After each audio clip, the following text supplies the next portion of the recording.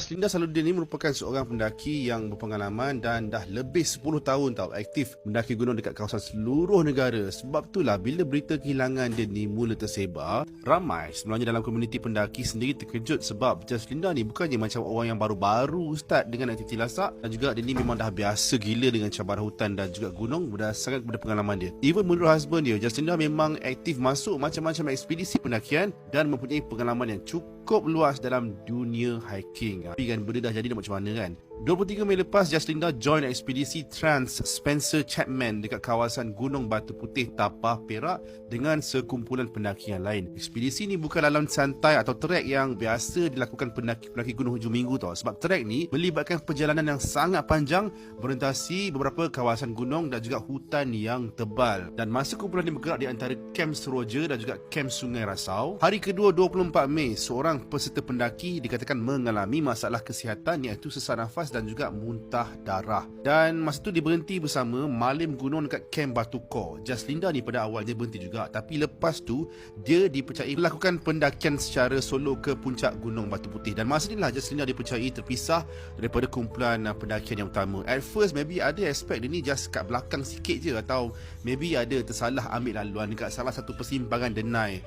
Tapi bila usaha nak kontak dia ni dan juga pencarian awal gagal temui sebarang petunjuk, keadaan dah bertukar jadi situasi yang sangat cemas. Gunung Batu Putih ni memang dah pernah ada sejarah orang hilang sebab dikatakan antara laluan yang paling mencabar sebab ada bentuk muka bumi yang ekstrim. Tapi korang jangan salah faham pula trek ni tak sama tau dengan kes kehilangan Acap yang sampai sekarang tak jumpa. Sebab Acap dekat Bukit Batu Putih dekat Gopeng dan kes Jaslinda ni pula dekat Tapah. Dua tempat yang berbeza, even nama macam hampir lebih kurang sama kan. So laporan kehilangan Jaslinda ni kemudian dibuat dan operasi mencari dan juga menyelamat segera digerakkan dengan melibatkan pelbagai agensi lah, termasuk bomba, polis, penyelidikan, agensi pertahanan awam, Malim Gunung dan juga sukarelawan. Even ada pasukan khas Storm diturunkan menggunakan helikopter ke puncak Gunung Batu Putih bagi memulakan pencarian daripada kawasan yang tinggi lah.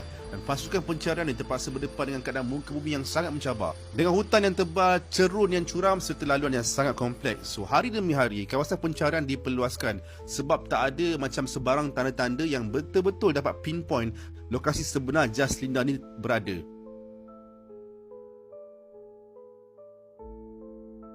Dipercayai milik Jaslinda dan juga bungkusan makanan ringan. Penemuan ni bagi sedikit harapanlah dekat pasukan penyelamat dan juga ahli keluarga sebab ia menunjukkanlah satu kemungkinan yang Jaslinda ni masih lagi bergerak selepas terpisah daripada kumpulan. Dan berdasarkan kepada penemuan ni terdapat andaian yang kata dia ni mungkin tersasar daripada laluan asal dan terus berjalan untuk mencari jalan keluar. Tanpa sedar setiap langkah yang diambil sebenarnya mungkin bawa dia ni semakin jauh daripada kawasan pencarian yang sebenar. Yang sekarang ni menjadi lebih membimbangkan bila pasukan SAR percaya yang terdapat kemungkinan Jaslinda ni dah bergerak ke arah yang lain, iaitu ke arah Gunung Rayu, iaitu sebuah kawasan yang berada di luar daripada laluan asal ekspedisi. Remind me of kes kehilangan Umay yang hilang, kalau korang ingat, selama 19 hari dekat trek Merapu Gunung Tahan, tapi dijumpai jauh daripada radius pencarian yang sebenar. So kalau let's say benda ni betul, bermakna radius pencarian perlu diperluaskan lagi sebab pendaki yang sesat dalam hutan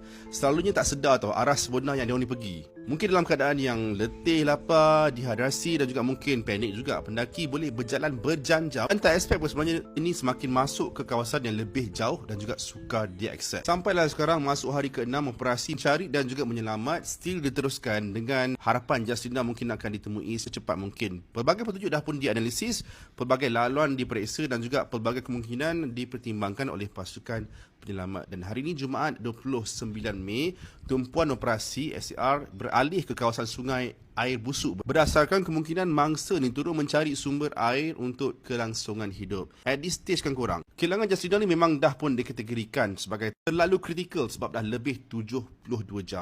Kita harap harapan tu masih ada sebab kita dah pernah dengar kes-kes macam pendaki hilang seminggu, even paling lama lah macam Umay kan, 19 hari dalam keadaan yang selamat. Sama-sama kita doakan agar Jaslinda ditemui dalam keadaan yang selamat dan juga urusan semua pihak yang terlibat dalam operasi ini akan dipermudahkan.